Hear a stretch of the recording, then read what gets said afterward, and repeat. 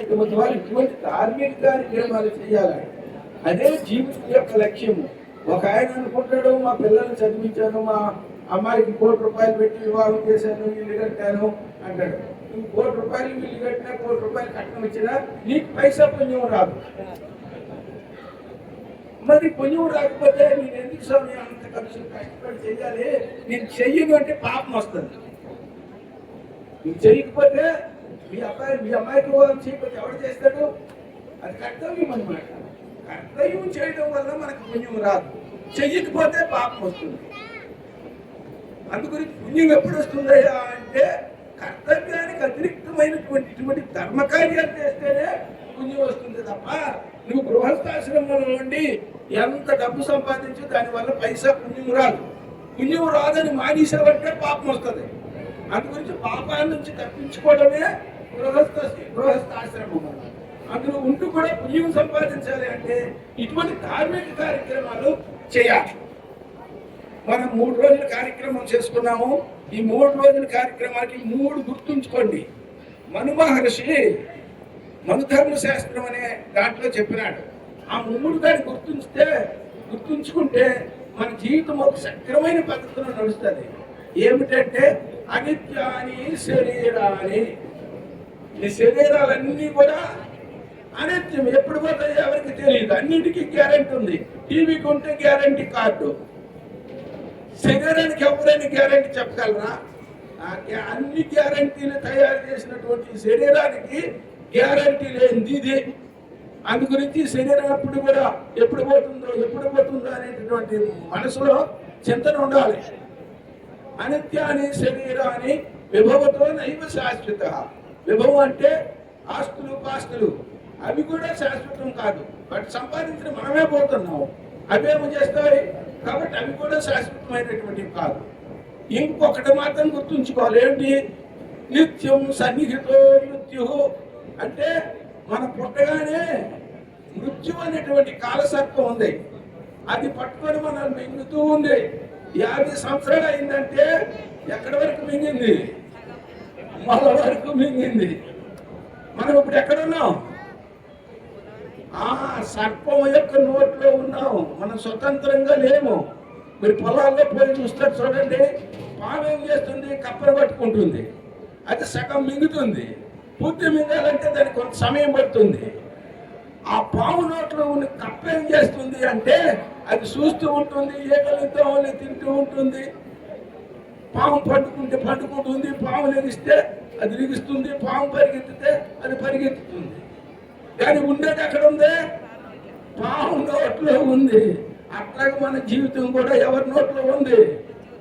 కాలం అనే మృత్యు సర్పం యొక్క నోట్లో ఉంది. అది ఎప్పుడు మింగుతుందో మనకి తెలియదు. అది గుర్తుంచుకుంటూ ఉండాలి. పామును గుర్తుంచుకున్నట్టు ఉంచుకుంటుంటే ఎప్పుడు పోతుందో శరీరం. అయితే మరి ఇవన్నీ ఎట్లా ఉంటే మరి ఏం చేయాలి? కర్తవ్యో ధర్మ సంగ్రహ. ధర్మ సంగ్రహం చేయగలం. కష్టపడి ధనాన్ని సంపాదించగలవు. సంపాదించి దాన ధర్మాలు చేసి ధర్మాన్ని కూడబెట్టగలవు. అంతే తప్ప ఇంకేమీ చేయలేవు నువ్వు. కాబట్టి మనం సంపాదించినటువంటి ధనాన్ని సద్వినియోగం చేయడానికే మనకు అవకాశం ఉంది తప్ప ఇంక తీసుకుపోవడానికి అవకాశం లేదు. ఎందుకు? అందరికీ తెలిసి వచ్చినప్పుడు తీసుకొని రాలేదు, పోయినప్పుడు తీసుకుపోవడానికి అవకాశం లేదు. ఇంక తీసుకుపోవడానికి అవకాశం లేకపోతే ఇంక అవకాశం ఏం దేనికి ఉందయ్యా అంటే కర్తవ్యో ధర్మ సంగ్రహ. మనకి అవకాశం ఉంది ధర్మాన్ని సంగ్రహించడానికి, ధర్మాన్ని కూడబెట్టడానికి. కష్టపడి సంపాదించినటువంటి దాన్ని దాన ధర్మాలు చేసి ధర్మాన్ని కూడబెట్టేటటువంటి అవకాశం ఒక్కటే ఉంది. అందుకనే మహాత్ములు ఇటువంటి కార్యక్రమాలని ఏర్పాటు చేశారు. వాళ్ళు సంపాదించినటువంటి ధనానికి సార్థకం కలిగించాలి అని ఇటువంటి కార్యక్రమాల్ని ఏర్పాటు చేశారు. అందరూ ఏమనుకుంటారంటే అయ్యో ఈ కార్యక్రమం చేస్తే 3-4 లక్షలు అయిపోతుంది అని ఇది ఆలోచిస్తాడు. ఇప్పుడు ఒక ఆయనకి ఆర్టో లేకపోతే మైండ్ ఏదో బ్లాక్ అయిపోయిందండి, హాస్పిటల్ తీసుకుపోయినారు అనుకోండి, తీసుకుపోతే 5 లక్షలు అయితే కానీ ఆపరేషన్ అవదంటే అప్పుడు ఏం చేస్తావు? 5 లక్షలు కాదు 10 లక్షలైనా తీసుకుని వెళ్తావు. కానీ ఇటువంటి కార్యక్రమాలకు మాత్రం లెక్కేస్తారు. అటువంటి ఎంత పోయినా లెక్కేయరు. దానివల్ల మనకేం పుణ్యం రాదు, దీనివల్ల పుణ్యం వస్తుంది. అందు గురించి కర్తవ్యం ధర్మ సంగ్రహ. మన ధర్మాన్ని సంగ్రహించేటటువంటి అవకాశం ఉంది కాబట్టి మనం సంపాదించినటువంటి ధనాన్ని దాన ధర్మాలకు ఉపయోగించి ధర్మాన్ని సంపర్కించాలి. అదేవిధంగా ధర్మ అంటే అర్థం ఏమిటి? ధారయితీతి ధర్మ. ఈ ప్రపంచం అంతా కూడా ధరించున్నటువంటి ఏ పరమాత్మ అయితే ఉన్నాడో ఆ పరమాత్మను తెలుసుకోవడం కూడా మన కర్తవ్యం. ధనాన్ని సంపాదించి దాన ధర్మాలు చేయడము చేయగలం.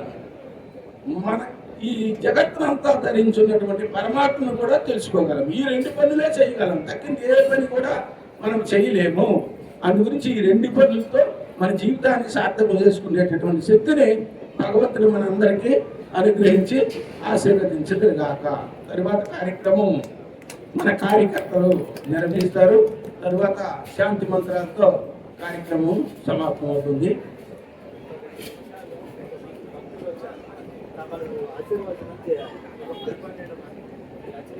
జై శ్రీరామ్. ఈనాటి ప్రథమ శ్రీ రామకోటి గీతా జ్ఞాన యజ్ఞము 3వ రోజు కార్యక్రమానికి ఇచ్చేసినటువంటి గీతా బంధువులందరికీ, పూజ్య స్వామీజీలందరికీ నా హృదయపూర్వక నమస్కారములు. ఈ కార్యక్రమాన్ని దిగ్విజయం చేయడానికి మీరందరూ చాలా శ్రమ కోర్చి చాలా దూర ప్రాంతానికి వచ్చేసిన వాళ్ళు ఉన్నారు. వారందరికీ ప్రత్యేక ధన్యవాదాలు తెలియజేస్తూ, సమయం ఎక్కువగా లేదు, ఒక 2 గంటల కంటే ఇంకా సన్మాన కార్యక్రమాలు ఉన్నాయి. ఇతర గ్రామాల నుంచి వచ్చిన వాళ్ళకి కూడా వారిని కూడా ఇక్కడ సత్కారం ఉంటుంది. కాకపోతే భోజనం తర్వాత కూడా కొంతమందికి సన్మాన కార్యక్రమం ఉంటుంది. అని అన్నదే భావించకుండా దూర ప్రాంతం నుంచి వచ్చిన వాళ్ళు కూర్చొని తర్వాత వెళ్ళగలని మనవి. ప్రథమ రామకోటి యజ్ఞం తర్వాత కంటిన్యూగా ఈ కొనసాగాలంటే మీలాంటి భక్తులందరూ ధార్మికంగా మీరు ఖర్చు పెట్టడానికి ఇప్పుడు స్వామి చెప్పినట్టు మరి ఇటువంటి ధర్మ కార్యాలు చేయాలి. ఇప్పుడు ప్రథమ యజ్ఞం జరిగింది, మరి 2వ యజ్ఞం కావాలి. ఇది వచ్చే నెలలో జూలైలో కావాలి. జూలైలో కావాలంటే ఎవరైనా దాతలుంటే ఈ సభాముఖంగా ప్రకటిస్తే వారి పేరు ప్రకటిస్తాము. ఆ డేట్ అంటే జూలై 20వ తేదీ లోపల వారి కూడా యజ్ఞానికి ఒక మంచి రోజు చూసే అవకాశం కల్పించే అవకాశం ఉంటుంది. 3వ యజ్ఞము జూలై 27, 28, 29 బళ్ళారిలోని సదానంద ఆశ్రమంలో ఉంటుంది. వాటి కరపత్రికలు అందజేయడం జరుగుతుంది. కొంతమంది ఇప్పటికే బుక్ చేసుకున్నారు. బళ్ళారి నిత్యానంద గిరి స్వామి వారి ఇక్కడికి వచ్చారు. నిత్యానంద భారతీ స్వామి వారి ఆశ్రమంలో ఈ 3వ రామకోటి యజ్ఞం ఉంటుంది. కాబట్టి రాదలుచుకున్న వారు బళ్ళారి టికెట్ సంప్రదిస్తే టికెట్ చేస్తే, లేదా టికెట్ దాన్ని నెంబర్ చెప్తారు, ఆ డేట్ బుక్ చేసుకొని రావచ్చు. 29 నాడు గురు పూజోత్సవం కూడా ప్రత్యేకంగా చాలా గొప్పగా ఉంటుంది కార్యక్రమాలు.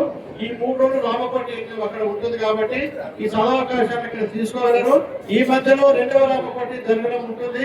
అది మరి పూరి లక్ష్మణ్ గారు మన ప్రచార కార్యదర్శి వారి చేతిలో పెట్టాము. వారు కూడా ఏదో వచ్చి దాతలు చూసి దాన్ని ప్రకటించవలసిందిగా కోరుచున్నాము. తదుపరి యజ్ఞాలు కూడా కృష్ణానంద